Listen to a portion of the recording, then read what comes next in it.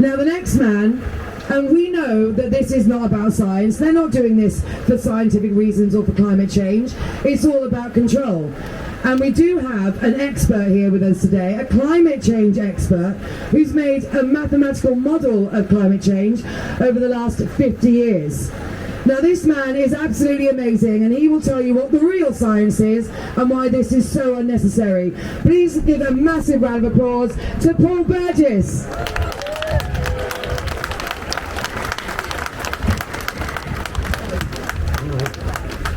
Hi everyone. I have a website, and I have a channel on YouTube called Climate Realism by Paul Burgess. I don't make a cent from it. In fact, it costs me money. Right? Can you hear? Okay, I'm going to have to shout a bit. Is that better? Right. I have a YouTube channel called Climate Realism by Paul Burgess. That is I don't make a cent out of it. In fact, I subsidise it all. And that is where you can go and get the real detail behind what I'm going to say today. But what I'm going to say is this, and I've been involved in this. I'm 78 now. And my qualification is my grandkids for doing this. I make lots of videos exposing the false science. And the most fundamental thing I want you to take away is this carbon footprint nonsense. Carbon is actually good. More carbon, more CO2 is actually good. You know, and today, all these conferences, all these COP meetings make no difference at all. If you plot the growth of carbon by the graph that everybody agrees on, there is no change when you have a COP meeting. All these $1 trillion spent on it achieve nothing. Today we are producing more CO2 than ever before. So why are all these politicians pretending that we're reducing carbon? We're not, but I want to see more of it. Now I'm going to give you an example of some science. 32 scientists in 12 countries with 24 institutions involved. They made a study of NASA data, satellite data of the Earth, and they did it over 30 years, and vegetation on Earth grew by 14%. That's the same as 2 USA land masses going from nothing on them to full of vegetation. And they said 2/3 of that was caused by CO2. That's the sort of benefit. It's why we put CO2 into greenhouses. So the whole basis, the whole bedrock of climate alarmism is wrong. Absolutely wrong. And today, look it up. Look it up on World of Data. Look it up on Google. We have record crops in Africa, record crops in the Far East, record rice crops, record all sorts of crops. And that's because of CO2. Right? So more CO2 is good. It also does something else. We have been through a CO2 famine just pre-industrial revolution, when the CO2 level was really low. The plants were gasping for it. They couldn't grow properly. We had starvation. In that world they want to go back to, we lived really in a peasant community, starving. And what happens when you give a plant more CO2 is it needs less water. So that's why the German scientists did a study on the Sahara Desert and found it decreasing in size, not increasing. All the evidence is there for you. Right. Let me give some examples now. I used to be in charge of Wales, planning water resources and things. I built a model in the 1970s which really interested me. It was based on really trying to understand the river flows in a rain-fed river system. And in that model I just give it the solar sun cycle, the 11-year sun cycle. That sparked my interest 50 years ago. Now if I take droughts, we are now getting less extreme weather than in history, than in our short term over a few hundred years. It's less extreme. The biggest drought in UK was 1775. Nothing has come near it since. What's the next biggest drought? 1798. This is the world they want to go back to. What's the next biggest drought? 1808, then 1854, 1887, 1890, 1921. I've just read out the top 5 droughts, the top worst droughts in British history. And it's the same for floods. They go on about the Pakistan floods, but look at history. And by the way, Pakistan has reduced its forests so much, it's down by, I think, about 90%. Because when you've got poverty, people chop down wood. People chop down the wood to get the energy. And that causes floods. But the floods in the past were worse. Forest fires, here's a good one. You may have heard of a bloke called Biden. He came into power and he didn't like the record on forest fires because it's only 20% in America now what it was in the past. In 1920s and 30s it was 5 times higher, and this data was on the public government NOAA website. So when he came into power, do you know what he did? He deleted the data prior to it. He just deleted the data. You'd have to be a nutter to accept that. They actually hide it. Hurricanes are less, tornadoes are well down. And let's go on about Antarctica. You hear the stories about a high temperature in Antarctica. By the way, it's true. From South America, you can get a little blast of wind, as it were, that brings some hot air to the peninsula. Antarctica is now the coldest it's ever been on record. Check that online. It's the coldest it's ever been. And actually, funny enough, more CO2 cools Antarctica. But, you know, that is a fact. And that was also established by satellite and by terrestrial observation by a group of scientists in the EU. And I quote all these on my website. My website, not website, but my YouTube channel is designed to give videos that link the science that anyone can understand. And one of the best compliments I had was my 11-year-old son understood it and said, hey, that's not what I'm taught at school. And the real sin is teaching children at school this absolute rubbish. Because for the last 30 years, there's been a mass brainwashing movement of children. Well, let's go on about drowned islands. None of them have drowned. 90% of them have grown. 8% growth overall. Tuvalu, or Tuvalu, I'm not sure how you pronounce it, the most prone island in the world, the one they featured.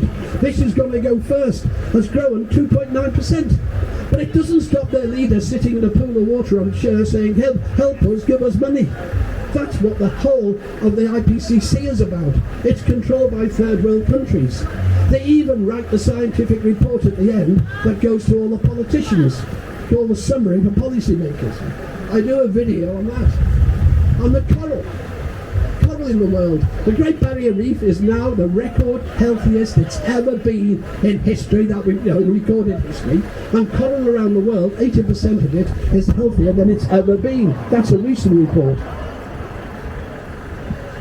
Power generation. Now, what they're doing today is signing contracts with wind and solar to bake in high energy costs for you. I'll give you something now you can check.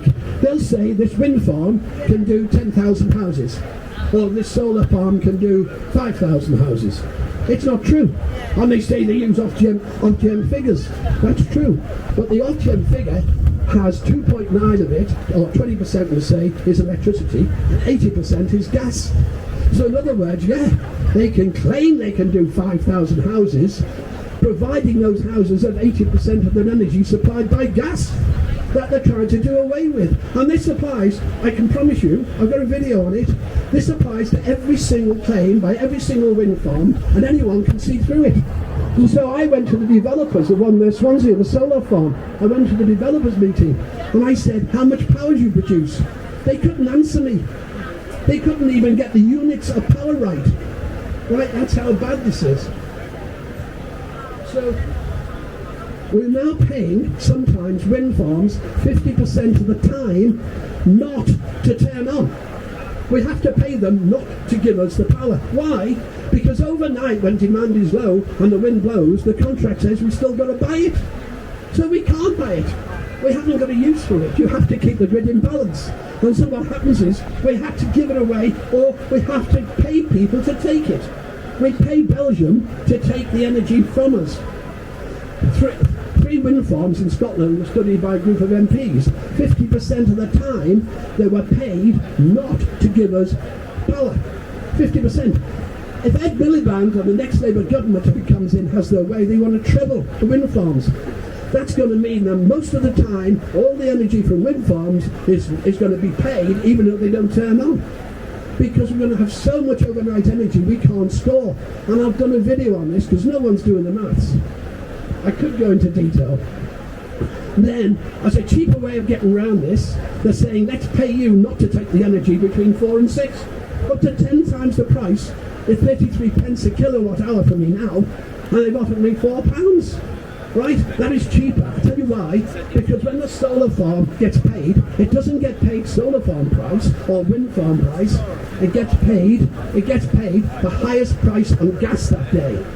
And you know, we've gone 50 times the normal price. So everyone gets paid a super high price. It's an absolute con. And these are all being baked in now. The Welsh Government on that solar farm, so I'm now coming to the next point, green. I have been an environmentalist all my life. At the age of 11, I gave pocket money to try and clean up our rivers. I've been involved in that at the highest levels. I was in the head office of Wales. I was the 11th employee of the Welsh Water Authority at the time. And I looked into the droughts, I looked into this, I had to design reservoirs, everything. That was my job. And they don't